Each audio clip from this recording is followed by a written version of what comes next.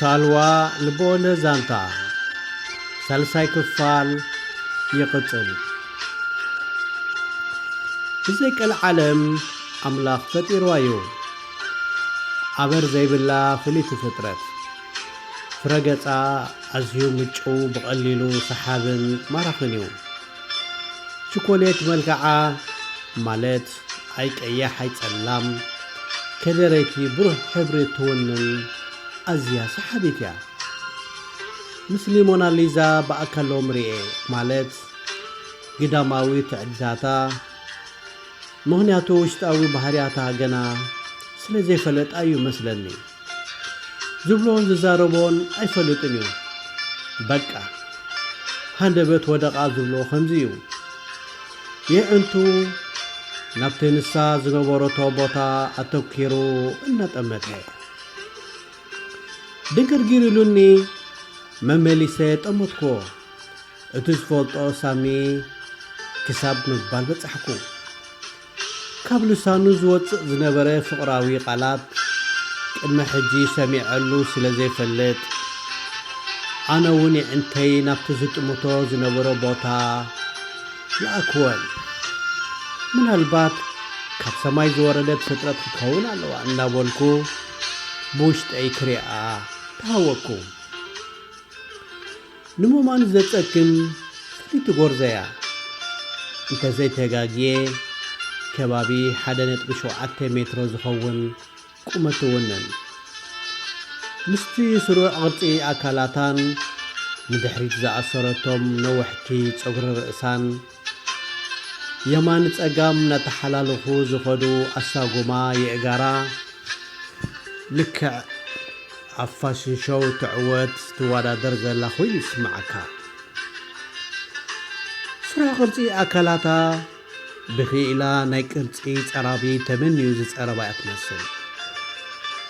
እቲ ለብሶም ክዳውንቲ ልክዕ ንዓኣ ኢሎም ብፍሉይ ኣብ ፋብሪካ ንብሕታ ዝተሰርሑላ ክመስሉ ኣብ ኣካላታ ብግቡእ ምሰጦም እዮም። ሰማዓርከይ ኣብ ውሽጡ ዓቒርዎም ንጸንሐ ኣየር ብሓይሊ ናብ ግዳም እናስተንፈሰ ክጥምተኒ ጀመረ። ባሊላ ዓርከይ ንኸይንላለያ ሃንደበት ድቦ ለዓለበኒ። ማዕረ ክንደይ ኣብ ሓፂር ግዜ ኣብ ልቡ ክትኣቱ ከም ዝኸኣለት ክርድኣኒ ከኣለ። ሃንደበት እሞ ወላ ሓደ ሌላ ዘይብልካ ኬድካ ክትላለያ ከፍ የብሉን ሰማዓርከይ። ንሳ እውን ኣብ ምጥርጣር ስለ ተኣቱ ንሎሚ ኣይጠዕመናን እዩ። ኣብ ዝመጽእ ግዜ ግን ብኸመይ ከም ንላለያ ናባይ ግደፎ ኣብ መንኩብ ሒዘ ንዓናይ ብዘስምዕ ተንከፍክዎ። ሰማዓርከይ የዕንቱ ንዓኣ ካብ ምጥማት ኣይቋረጸን። ብጥቓና ሓሊፋ ክሳብ ትዕጸፍ ብኣዕዒንቱ ክሰንያ ክመስል ክሳብ መወዳእታ ጠመታ። ሃንደበት ደው ብምባል ባሊላ ዓርከይ ረአያ እሞ ሰገን ኮያ ናይ ብሓቂ ሰገን ብኣካላ ናይ ተስፋ ፍሽኽታ ኣሰንዩ ንምድናቕ ርእሱ እናነቐነቐ። ሓደ ግዜ ሓንጎልና ሓሳባት ወይ ፕላን ይበዝሖም እሞ ብማዕረ ግድላት ንኽፈትሑ ዓቕሚ ይስእኑ። ኣብ ዘይተደለየ ጭንቀትን ገርጨጨውን ከዓ ይኣቱ። ብዙሓት ተስፋ ዝነበሮም ተምሃሮ ንነብሶምን ስድሮኦምን ክኾኑ ትጽበዮም ንፉዓት ብሰንኪ ፍቕርን ዘይተደልየ ወልፍን ካብ ዝፈትዎ ትምህርቶም ዝተሰናኽሉ ኣብ ሕማቕ ኩነታት ዝወደቑን ሰባት ስለ ዝፈልጥ እምብዛ ተሻቖልኩ።